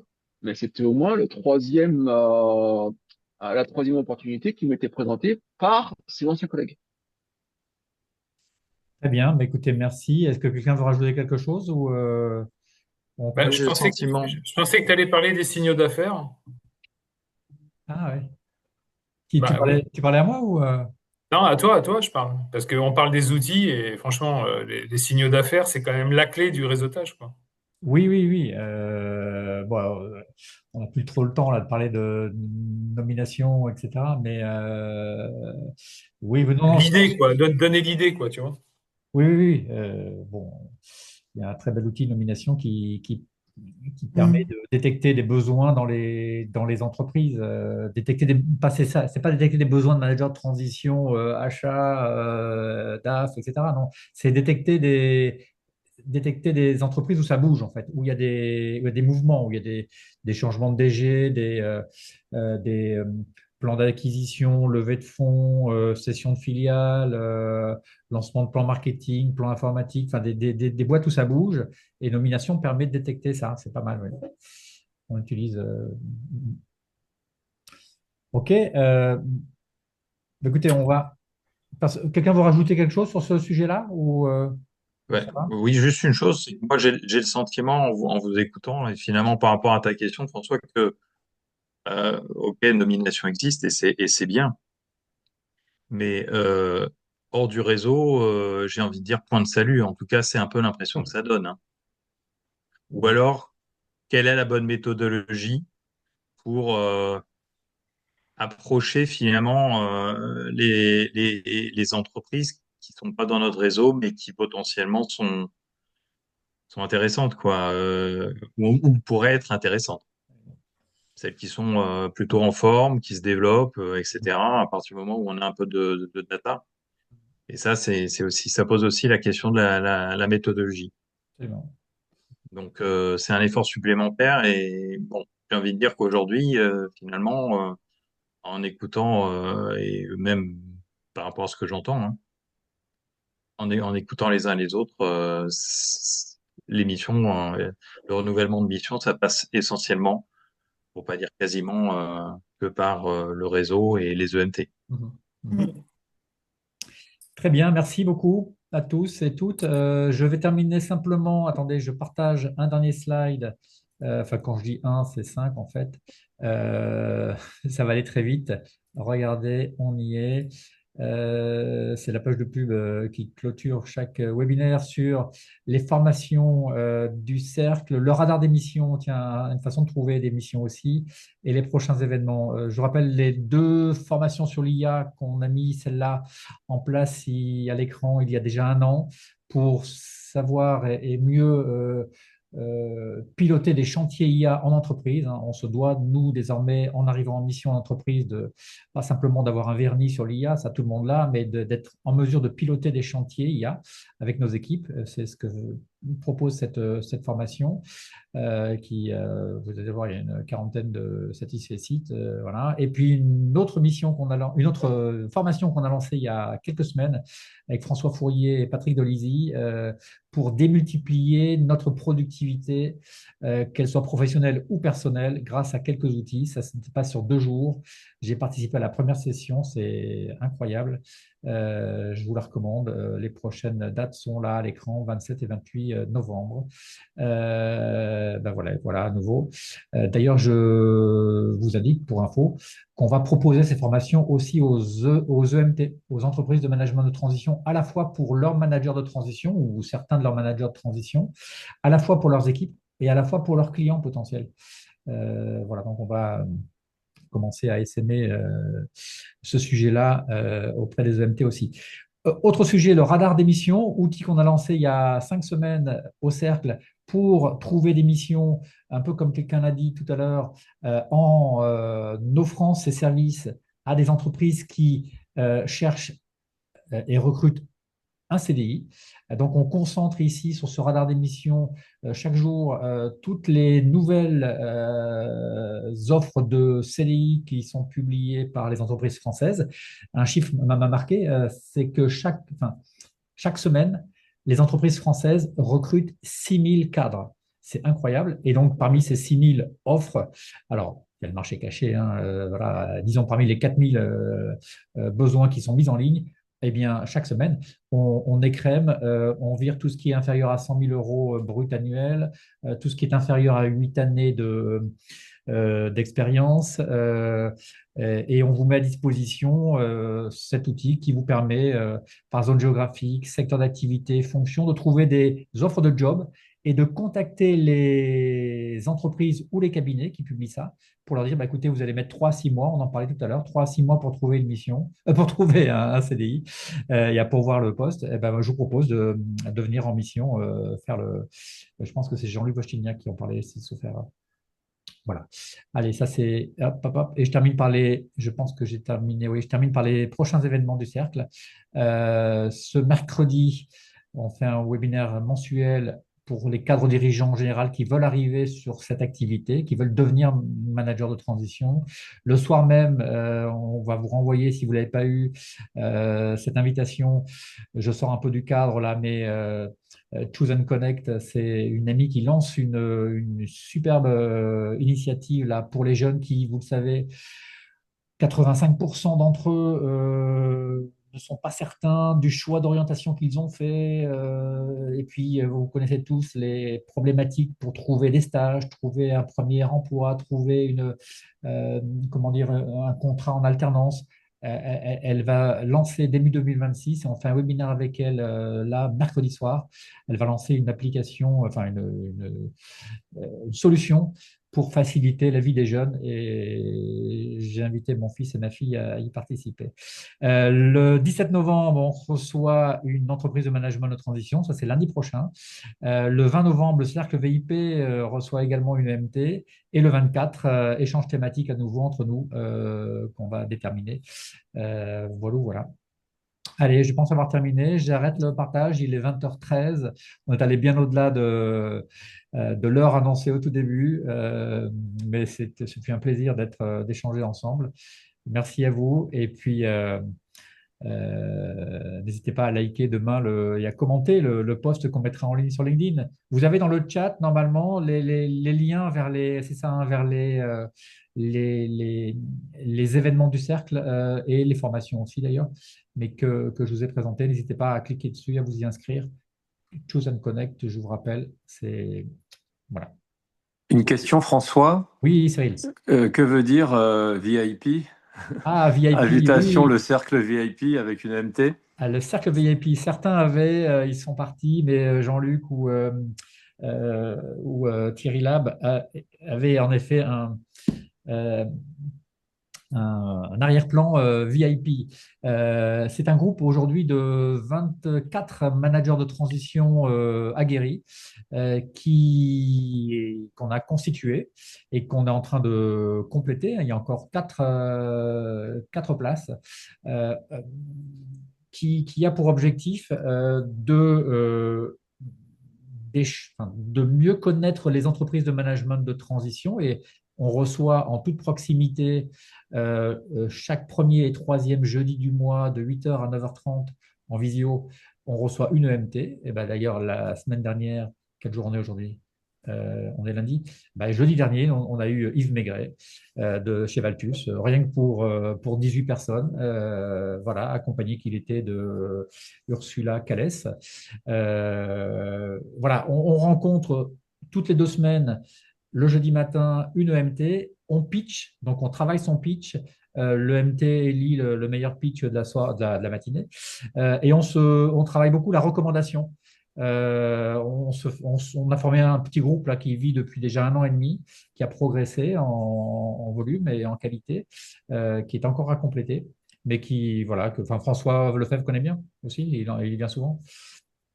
Voilà, donc si ça vous intéresse, faut me faire signe. C'est sur candidature, on analyse votre candidature avec attention. On vise, c'est vrai, hein, quand même à ce que ce soit des managers de transition qui ont au moins 2-3 missions à leur actif. Et d'autre part, on ne veut pas, comme ce soir, que sur les 25, il y ait 5 directeurs achats, quoi. On essaie de panacher pour que vous ne soyez pas tous en concurrence, parce que évidemment, voilà, il y a 2-3 DRH, 2-3 DG, 2-3 directeurs achats, 2-3 DAF, 2-3 ci, 2-3 ça. Voilà, on constitue ce groupe et il reste 4 places pour ceux qui s'intéressent. Donc, il faut vous décrire, François. Ah oui, il faut faire une lettre de candidature. Non, mettez-moi un petit mot. On va regarder ça. Je vais prendre ma plus belle plume. Comment? Voilà. Je vais prendre ma plus belle plume. Absolument. Voilà, mais il faut avoir 2-3 missions à son actif. Hein, voilà, donc, C'est fou, je suis hyper aguerrie, je suis à 3 missions. Ah là, c'est possible. Et puis les DRH, on n'en a qu'une d'ailleurs en ce moment, donc il y a une place pour une deuxième. Et en plus, avec une expertise relations sociales. Ah, une formation conduite sociale du changement. Est-ce qu'il y a d'autres amateurs là dans le Oui, éventuellement. Éventuellement, ouais. Alors je note Hervé et Karine. Je vous Et enverrai un lien. voilà, donc ça y est, j'ai candidaté. Moi, je dirais que ça pourrait m'intéresser comme ça que de aussi. devoir faire une lettre. Ah bon, il faut que